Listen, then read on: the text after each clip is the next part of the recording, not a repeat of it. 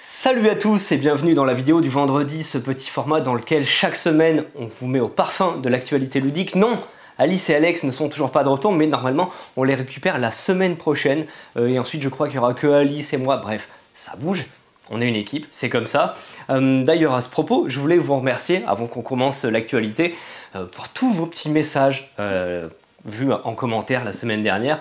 Tous ces petits messages qui disent « Hey Antoine, t'es de retour! Antoine, ça fait plaisir de te voir! Antoine, en pleine forme !» Ouais, ça m'a vraiment touché, ça me fait très plaisir. Tout comme avant que je parte, parce que voilà, j'ai pas été là pendant un mois, juste avant que j'aille me faire opérer, pour ceux qui ont suivi, tous vos petits messages de soutien, sachez que je les ai lus et relus et que ça m'a vraiment donné du baume au cœur et ça m'a fait très très plaisir. Donc je suis très touché pour tout ça. On a vraiment une communauté en or, donc je vous envoie des bisous cœurs et tout ça. Voilà, ceci étant dit, on va commencer l'actualité ludique avec les retours en stock. Pour commencer, le retour en stock de Quirkle, édition Voyage. Il n'avait pas été là depuis plusieurs mois. Pour nous, ludicaires, du Quirkle, on ne peut pas s'en passer, c'est du grand classique. Donc quand on récupère du Quirkle édition Voyage en préparation comme ça des beaux jours, évidemment, on est toujours content de le proposer. Et dans un tout autre style, la mère des dragons pour les Targaryens, pour le jeu de figurines, le trône de fer. Voilà, c'est des joueurs de Targaryens, si vous en avez marre un petit peu de jouer à dada sur des canassons, là on parle sérieux là. Cette semaine également, la nouvelle sortie de Magic, la nouvelle édition de Magic, l'invasion des machines. En termes de lore, d'univers dans Magic, c'est l'explosion puisque là, ce sont tous les mondes qu'on a pu visiter depuis quasiment la création de Magic qui se font attaquer par les Phyrexians, les grands méchants qu'on avait déjà rencontrés dans l'édition précédente. Comme toujours, lorsqu'il y a une sortie Magic, on va avoir les decks de Commander, on va avoir les bundles, nous allons avoir les boosters d'extension et les boosters draft. Dans cette édition, on va trouver des mécaniques qui reviennent, comme souvent, notamment les sagas, ces cartes que lorsque vous posez, elles vont avoir des effets qui vont progresser à chaque tour.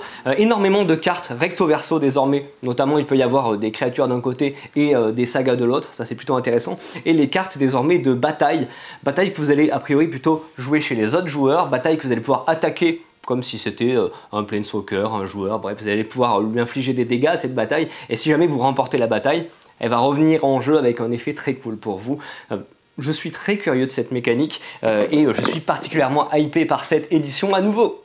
On commence avec des petits rattrapages des choses qui étaient arrivées en fin de semaine dernière, mais mauvais timing, je n'avais pas pu vous en parler dans la vidéo du vendredi. Donc on commence avec Puzzle Legend, des jeux de Johan Levé, l'un des auteurs de Turing Machine, jeu de logique dont vous avez probablement entendu parler si vous avez suivi l'actualité de ces derniers mois. Puzzle Legend, ce sont également des jeux de logique, ce sont des jeux en petit format à emporter partout, avec différents illustrateurs, je les nomme Élise Catros pour Robinson, Jérémy Cansado pour Merlin et Jonathan Auconte pour Sherlock Holmes, donc trois personnages de légende, trois petites boîtes. Comment est-ce que ça fonctionne? Et bien hop là, j'ai le petit paquet Merlin, puisque j'aime bien ce personnage, c'est celui qui m'a donné le plus envie de jouer pour l'instant, mais après on va faire les autres. On vous explique de manière très succincte les règles, alors vous vous laissez guider carte après carte, et puis on va tomber très rapidement sur le premier challenge. On vous dit, voilà, vous allez avoir une carte plume, vous allez avoir une carte champignon, il va falloir les mettre côte à côte à l'horizontale. À gauche il y a un champignon, que va-t-on mettre à droite?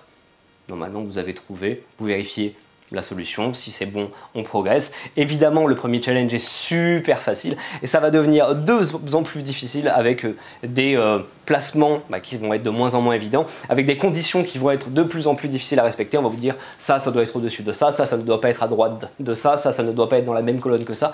Et vous allez avoir, évidemment, vous en doutez, de plus en plus d'icônes jusqu'à l'ultime challenge. Donc on va avoir une quinzaine de cartes, une vingtaine de cartes à peu près.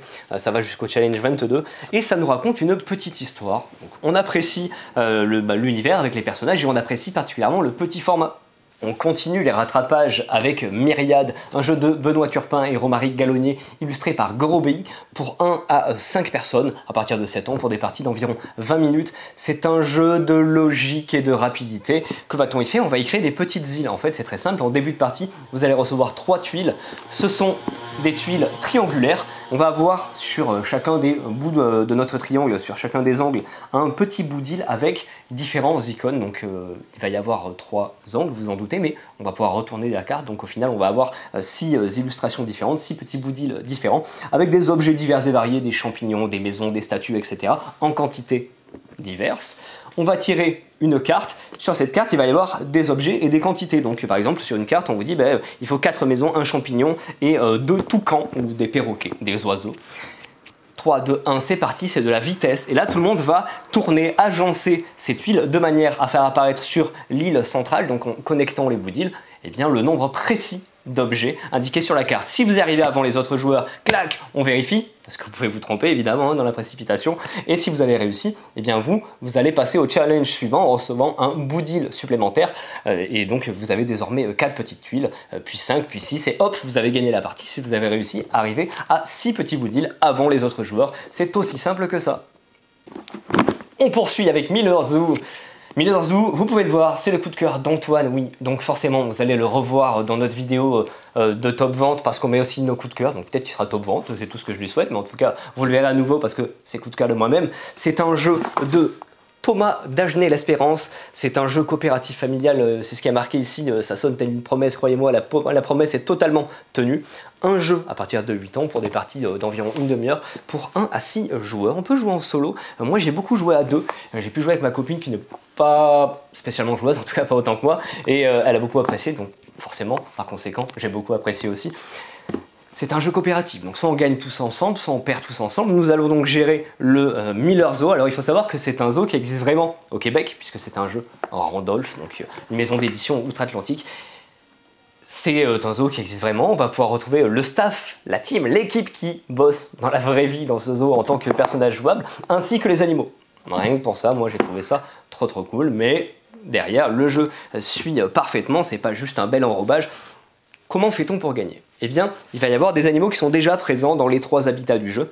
Il va y avoir également des animaux dans une pioche et dans une petite ligne sur le côté du plateau. Ces animaux, il va falloir les accueillir. Donc pour ça, on va donc se déplacer sur les différents lieux en utilisant des cartes de ressources qui nous sont données en début de tour. On va pouvoir se déplacer pour aller par exemple dans la zone d'accueil et à nouveau dépenser des cartes pour subvenir aux besoins des animaux. Donc des besoins sont sous forme de petits icônes, alors ça peut être simplement des besoins de soins, de nourriture, d'enrichissement, jouer avec eux et autres. On va stocker des cartes devant un animal en essayant de mettre des cartes qui correspondent à ces icônes. Dès lors que tous les icônes posées correspondent aux besoins d'un animal, hop, il va pouvoir venir dans l'un des habitats. Si on accueille tous les animaux, on a gagné. Mais le truc, c'est que les animaux, une fois qu'ils sont dans la zone d'habitat, eh bien ils vont toujours continuer à avoir des besoins. Et en début de tour, il va y avoir donc des besoins qui vont se créer. Il faudra à nouveau donc utiliser des cartes pour se déplacer avec nos personnages et enlever les petits jetons de besoin qui pourraient s'accumuler sur les différents animaux. Si jamais nous ne le faisons pas, que va-t-il se passer? Eh bien en fin de tour, s'il reste des jetons de besoin, il va y avoir une crise. Et donc là, la petite pioche de cartes qui nous sert à jouer, à nous déplacer, à subvenir aux besoins, elle va se meuler. On va donc tirer des cartes jusqu'à qu'on trouve les symboles dont on a besoin.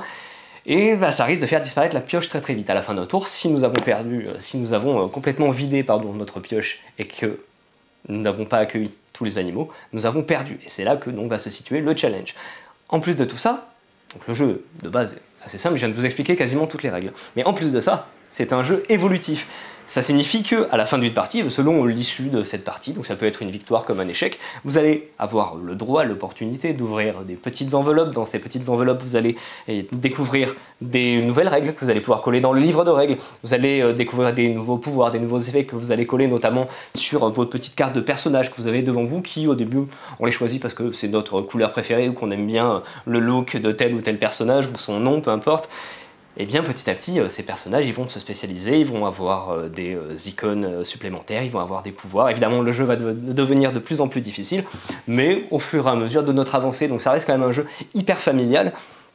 Je ne l'ai pas encore fini la campagne, j'ai pas ouvert toutes les petites enveloppes, mais alors je suis vraiment à fond, et en plus de ça, il y a des sortes de petits défis, hop là, donc je mets le plateau à l'endroit, c'est mieux. Petit défi, mais en gros, si on vous dit, vous allez jouer avec le niveau actuel de règles, vous en êtes, et par contre on va corser un petit peu le jeu, donc par exemple vous allez jouer avec moins de cartes, donc mais une pioche plus petite, donc potentiellement vous allez trouver plus difficilement les icônes dont vous avez besoin, et surtout cette pioche elle risque de passer beaucoup plus vite. Et à chaque fois que vous allez ouvrir de nouvelles enveloppes ainsi que réaliser de nouveaux défis, vous allez pouvoir mettre des petits stickers au dos de votre plateau pour marquer votre progression.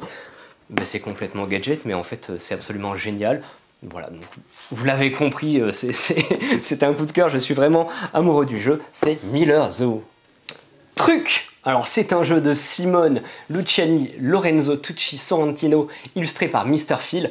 À partir de 6 ans, pour 2 à 6 joueurs, et pour un temps de jeu approximatif de 5 à 20 minutes. Ça dépend un petit peu de vous et de votre environnement direct, puisque c'est un jeu dans lequel on va jouer en temps réel, et donc dans notre environnement. Alors ça peut être un appartement, une maison, une suite de pièces. Nous, ici à la boutique, on a joué dans toute la boutique, puisque c'est un jeu dans lequel il va falloir trouver des objets. Comment est-ce que ça fonctionne? J'ai devant moi 9 cartes, une pile de 9 cartes, 3 de niveau 1, 3 de niveau 2, 3 de niveau 3. On prépare notre paquet. 3, 2, 1, c'est parti, je retourne ma première carte, donc forcément on commence par les niveaux 1. Il va falloir trouver un objet qui correspond aux critères indiqués. Donc par exemple ici, un objet orange et solide. Je vais avoir le droit donc de courir dans tous les sens et de fouiller dans mon environnement, d'essayer de prendre des objets qui pourquoi pas auraient pu intéresser les autres joueurs. Moi par exemple je vois ici, donc il y a esquisser, ça pourrait fonctionner, et il y a un Dixit, Dixit Odyssey, c'est pas mal. Donc, je prends un Dixit Odyssey, hop là, et je le mets sur la carte pour valider. Je vais tirer une autre carte, donc je vous montre rapidement les niveaux 2 et les niveaux 3. Ici en niveau 2, nous avons un objet qui commence par un P, par exemple. J'ai pas d'idée là, mais c'est sûr que si je fouille dans mon environnement, je vais en trouver. Et ça pourrait également être les niveaux 3, donc les niveaux 3 sont pas faciles. Ici, un objet bleu qui commence par un V, c'est vraiment moins facile. Les objets niveau 3 vont vraiment vous embêter. Quand un joueur a validé toutes ses cartes, stop, et on vérifie. Alors sachant que quand il y a des cartes où vraiment vous séchez, ou vous le sentez pas du tout, vous pouvez les passer, ça vous fait perdre des points, et ensuite les cartes vont vous faire marquer des points selon leur niveau. Et donc là, on se retrouve avec plein de cartes étalées avec plein d'objets de tous les joueurs dessus. Voilà, c'est la cour des miracles un petit peu, et on va essayer de convaincre les autres joueurs que c'est ok, que ce qu'on a choisi c'était bon. Et donc évidemment, ça va être le gros concours de la mauvaise foi, c'est très très drôle.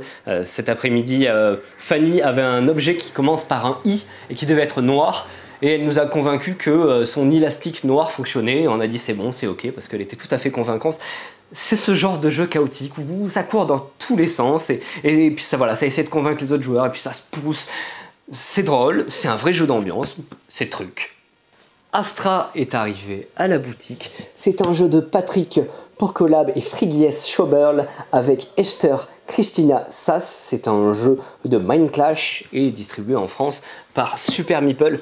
C'est un jeu dans lequel nous allons, tel Ptolémée, observer la voûte céleste. C'est un jeu pour 2 à 5 personnes, pour des parties d'environ 20 minutes par personne, à partir de 10 ans. C'est un jeu qui va avoir pour matériel des petites cartes sur lesquelles on va pouvoir faire des petites coches. Mais non, c'est pas vraiment un jeu de cases à cocher. Encore que vous allez cocher des cases, mais on est vraiment dans un jeu, comment dire, qui aurait pu se jouer avec des cubes et autres. C'est simplement que le matériel, ce sont des choses à cocher. Ici, des cartes. Que va-t-on faire? Eh bien, au centre de la table, nous allons tirer des cartes au hasard, donc de constellations. Nous allons également avoir un plateau individuel sur lequel nous allons pouvoir comptabiliser notre progression. Que va-t-on faire avec ces cartes et ces progressions? Eh bien, vous avez la ressource du jeu, ce sont des poussières d'étoiles, donc des sortes de petites gemmes. À mon tour, je vais pouvoir dépenser un certain nombre de petites gemmes, admettons 3, et sur une carte, je vais pouvoir progresser de 3. Donc sur chaque carte, il va y avoir le chemin, eh bien, fait par les différentes étoiles qui sont reliées les unes aux autres, avec pourquoi pas de temps en temps des petits embranchements. Et donc je vais faire 1, 2, 3 petites coches qui se suivent forcément. Quand il y a des embranchements, je vais pouvoir choisir donc où je veux continuer, et je vais également pouvoir continuer eh bien, des coches qui avaient été faites par un autre joueur, potentiellement voire même d'autres joueurs. Pourquoi faire tout ça? Eh bien, plusieurs choses. Déjà, dans un premier temps, quand j'arrive à faire des petites coches sur des étoiles brillantes, eh bien, ça va augmenter sur mon plateau ma sagesse, ça va me permettre déjà de gagner des points supplémentaires en fin de partie, ça c'est pas mal, mais de stocker plus de cartes devant moi. Parce que quand je vais compléter une carte, je vais pouvoir donc mettre des cartes devant moi, ça fait des points bruts, il va y avoir des points bruts sur ces cartes. Il va également y avoir des collections à faire selon les éléments, donc les 4 éléments alchimiques, l'eau, le feu, la terre, le vent. C'est ça, j'ai pas dit de bêtises. Nous allons pouvoir également, lorsqu'on a des cartes devant nous, les incliner pour faire des effets. Alors après, pour les récupérer, ce sera moins facile, mais en tout cas, on va pouvoir les incliner. Il y a des petits combos à faire, vous en doutez, parce qu'il y a tout un tas de cartes différentes. Ce qui peut être également intéressant, c'est venir en opportuniste faire juste quelques coches sur une carte. Pourquoi? Parce que quand une carte est gagnée par un joueur, eh bien les autres joueurs qui ont fait des coches dessus vont pouvoir gagner des petits bonus qui sont dans des petits cartouches, donc 4 petits cartouches sur chaque carte avec des bonus divers et variés. et ce sont les autres joueurs qui vont en bénéficier, en commençant par les joueurs qui ont quand même fait le plus de coches, qui vont se servir en premier, et les autres joueurs vont choisir les bonus restants.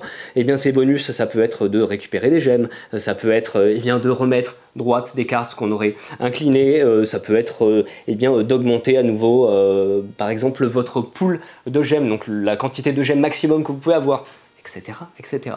Si jamais eh bien, vous n'avez plus assez de gemmes ou simplement vous avez besoin de temporiser parce que ça vous arrange que quelqu'un aille cocher là pour ensuite vous-même cocher parce que c'est un jeu très opportuniste malgré tout le côté tactique, eh bien vous pouvez choisir de vous reposer et vous allez donc refaire le plein maximum de gemmes, vous allez pouvoir remettre vos cartes droites et vous allez pouvoir eh bien, à nouveau aller faire des petites coches de manière très opportuniste. Voilà donc un jeu avec une thématique très originale, je sais qu'il était particulièrement attendu. Il est là, il est là, il est là. Cette semaine, c'est également l'arrivée de Feu de Camp. Feu de Camp, un petit jeu d'adresse et d'ambiance par Matago, donc à partir de 8 ans, pour 2 à 6 personnes, pour des parties d'environ 10 minutes. Vous nous avez probablement déjà vu y jouer dans des sketchs si vous suivez les vidéos sur la chaîne, ou même des fois il y a Alice ou moi qui jouons pendant qu'une autre personne présente un jeu. Parce qu'on a eu la boîte il y a quelques semaines et on s'est éclaté avec. Alors c'est simple comme tout, hein. Franchement c'est vraiment très simple. Quand c'est mon tour, je vais tirer une carte, il va y avoir donc des éléments dessinés sur cette carte. Ça peut être des petits morceaux de bois, ça peut être des petites flammes jaunes, rouges, en quantité diverses et variées, des fois dans ce sens, des fois dans ce sens. Et vous allez également avoir une petite pince à épiler en plastique, en gros c'est pas vraiment une pince à épiler, c'est simplement une petite pince pour saisir les éléments et les rajouter sur votre feu de camp, donc votre petite construction aussi qui va grandir en hauteur la plupart du temps, et donc vous avez compris, il ne faut pas faire tomber, et si vous arrivez à remplir le challenge de votre carte, bah, vous allez continuer, et c'est aussi simple que ça, c'est feu de camp. Également du jeu de figurines cette semaine avec le Clone Commander Cody pour Star Wars Legion. Nous avons également un petit peu de Trône de Fer avec, je vais essayer de trouver les noms en français, les Piquiers de Haut-Jardin. Nous avons également, donc ça c'est pour les Baratheons, ça c'est pour le Peuple Libre, ce sont les Chasseurs de la Grève Glacée. Oh, pour les Stark, bon des gars avec des bottes dans la gadoue, mais on reconnaît le style Stark, ce sont les Paludiers Démons des Marais. Faut que je jette un oeil, ça a l'air sympa. Hop là. Et on termine avec les Targaryens. Et eux se nomment les Bêtes d'airain. Cette semaine, une grosse actu JDR. On commence avec Hunter, le jugement, dans l'univers de La Mascarade, Vampire la Mascarade, la 5e édition de Vampire la Mascarade par Arcane Asylum. C'est un jeu dans lequel on va pas jouer des vampires cette fois-ci, ni des loups-garous ou autres créatures des ténèbres, puisqu'on va bel et bien jouer des humains qui ont pris conscience qu'ils étaient ils étaient des proies finalement dans un monde absolument incompréhensible et qu'ils étaient complètement manipulés. Ces humains vont donc créer une sorte de groupuscule de défense, ils vont prendre les armes et ils vont aller traquer les créatures des ténèbres. Alors on n'est pas non plus dans un jeu action, pulp, ambiance Buffy, pas du tout, c'est un jeu qui se veut quand même sérieux et réaliste dans son univers, Vampire la Mascarade. Cette semaine, on a également reçu un supplément pour Brancalonia. Brancalonia, c'est ce jeu de rôle avec les règles de la 5e édition de Donjons et Dragons, mais dans un univers inspiré des mythes et folklore moyenâgeux de l'Italie. Et ce supplément, donc, est un supplément d'univers avec un petit peu de bestiaire également. Il me fait beaucoup rire puisque son nom, c'est le Macaronicon. Vous l'avez bien compris, il y a énormément de second degré, bien qu'il y ait pas mal de travail de recherche dans cette gamme qui plaît pas mal. Ici, à la boutique, des suppléments pour Pathfinder seconde édition, 2 suppléments Pathfinder seconde édition qui décidément commence à avoir une belle gamme bien fournie. Nous allons avoir ici le guide de la Société des éclaireurs des prédictions perdues. C'est plutôt un supplément d'univers pour le coup, tandis que l'autre, le guide des ascendances, c'est plutôt un supplément pour avoir plus de possibilités autour de la création de votre personnage au niveau des ascendances. Donc ce qu'on appelle les ascendances dans Pathfinder, c'est ce qu'on appelle dans la plupart des autres jeux de rôle les races ou les peuples. Donc est-ce que vous êtes un humain, un orc, un elfe, etc. Et bien là vous avez tout un tas de nouvelles ascendances avec de nouvelles règles liées.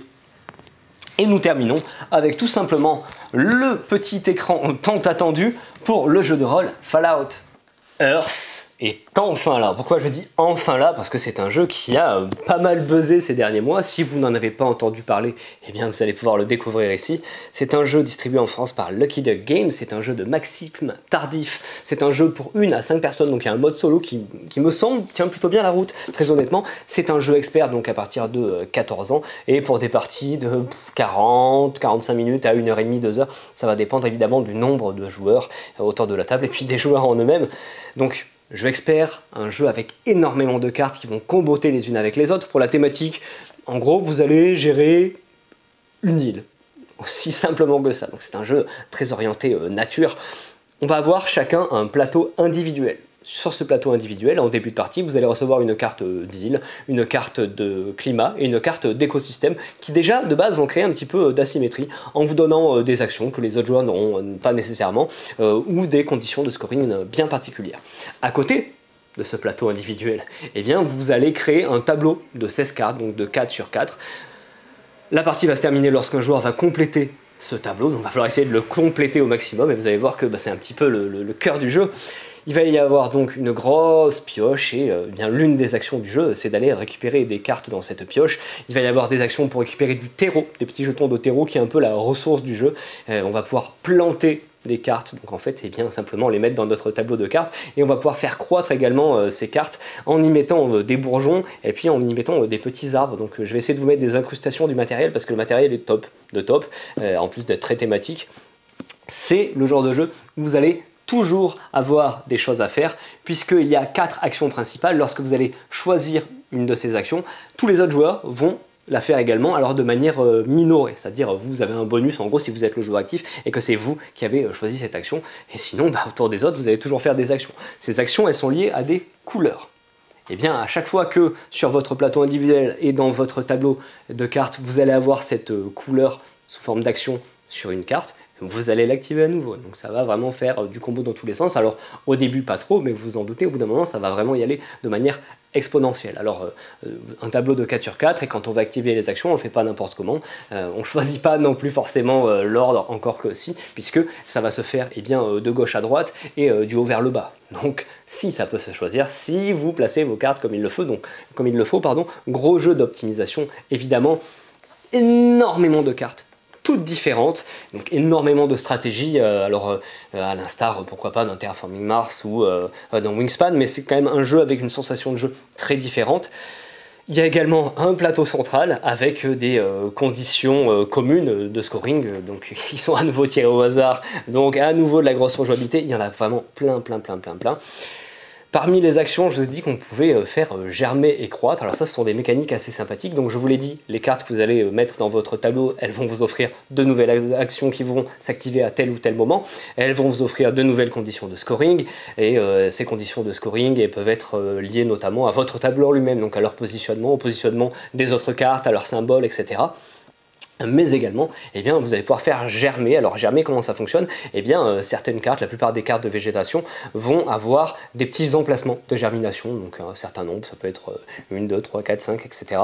Donc vos cartes, en général, vont représenter des arbres, des champignons, des bosquets, etc. Et vous allez pouvoir mettre donc des petits cubes sur ces emplacements lorsque vous allez faire germer. Ces petits cubes, basiquement, ils vous font gagner des points. Ils peuvent être emmenés à vous faire déclencher d'autres choses, mais enfin bon, je ne rentre pas dans les détails puisque c'est un jeu avec tout un tas de petites exceptions. Et sinon, vous allez pouvoir faire également croître cette végétation, et donc là vous avez les petits arbres qui sont sous forme d'étages qui vont s'empiler les uns sur les autres. Les cartes en elles-mêmes vous font gagner des points par défaut à partir du moment où vous les avez dans votre tableau, mais en plus de ça, si vous arrivez à compléter votre arbre, pim, ça fait exploser le score de cette carte, donc qui potentiellement vous fera marquer encore plus de points. Un jeu avec une énorme rejouabilité. Probablement le genre de jeu où on peut essayer une nouvelle stratégie à chaque fois qu'on va jouer. Bien sûr, on va toujours quand même devoir dealer avec le hasard de la pioche, mais pourquoi pas, est-ce que vous pourriez vous créer des parties dans lesquelles vous allez vous faire des moteurs de pioche et récupérer des cartes plus intéressantes. Bref, je vous laisse essayer toutes les stratégies que vous offre Earth. Ce soir, lors du tournage, il y a une moto qui passe à peu près toutes les 30 secondes et des gens alcoolisés qui tournent autour de l'immeuble. Normalement, vous les avez pas trop subis, j'ai essayé de couper, j'ai refait des prises. On continue avec Saigon 75. Nous sommes de chez Nuts Publishing, Nuts Wargames. C'est un wargame, c'est un jeu de duel, donc fait pour 2 personnes avec un mode solo. On peut aussi jouer tout seul. C'est du jeu expert à partir de 14 ans, âge conseillé, pour des parties de plus ou moins 1 heure, ce qui est relativement court pour du wargame. Nous sommes dans du wargame moderne.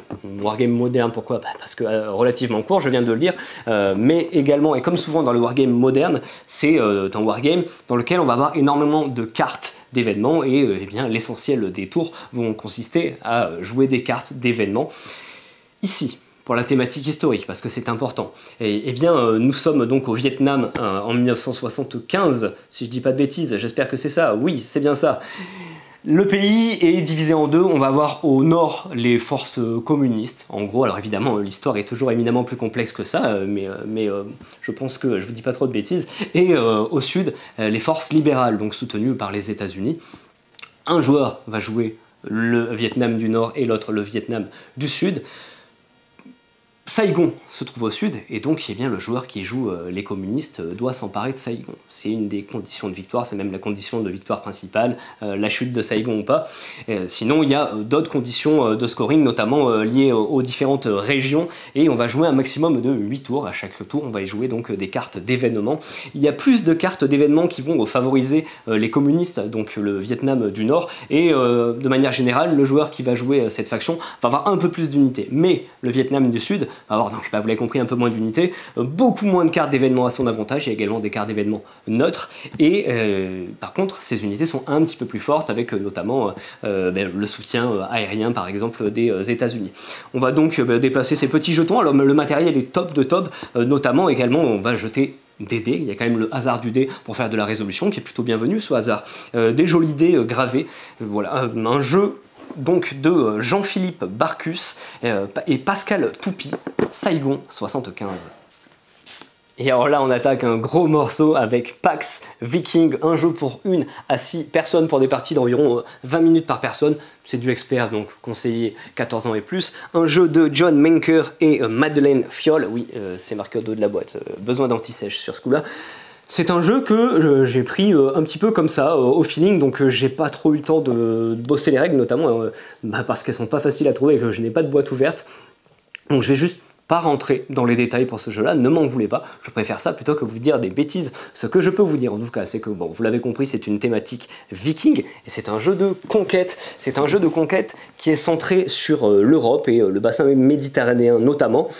Nous allons pouvoir déplacer nos dracars, donc eh bien, de mer en mer ou en empruntant eh bien, les rivières. Et donc vous allez pouvoir essayer de conquérir les différentes petites régions. Ce que je peux vous dire également, c'est que c'est un jeu asymétrique. On va avoir un plateau de départ qui n'est pas tout à fait le même que les autres joueurs en début de partie. Et vous allez pouvoir donc envoyer vos émissaires, vos personnages dans les différentes régions. Voilà, vraiment je n'ai pas envie de vous dire de bêtises.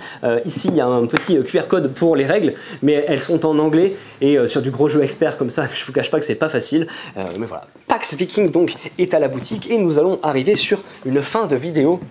C'est donc la fin de cette vidéo. Attention, concernant Earth, le jeu est déjà en rupture. Donc si jamais le jeu vous donne envie, ou si jamais vous l'attendiez depuis plusieurs semaines, voire plusieurs mois, surtout n'hésitez pas soit à passer à la boutique si vous pouvez vous le permettre prochainement, soit à nous demander de le réserver, de le mettre de côté.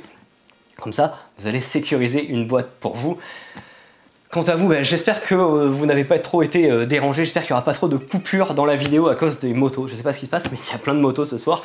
J'espère que mes petits problèmes d'élocution, j'ai un peu d'orthophoniste à faire depuis quelques semaines, ne vous ont pas trop gêné, mais ça va être un problème qui va être normalement résolu très prochainement. La semaine prochaine, nous récupérons Alice et Alex, et j'en suis bien content. Les fans de la vidéo qui se baladent dans la boutique, eh bien, vous allez être ravis puisque eh bien, on va pouvoir se balader à nouveau et vous montrer tous les petits changements qu'il y a eu dans la boutique parce qu'il y a plein de boîtes qui ont changé de place et puis a priori la semaine prochaine il y aura encore plein de nouveautés, donc je vous dis à bientôt chez Jeux des Cartes Bordeaux.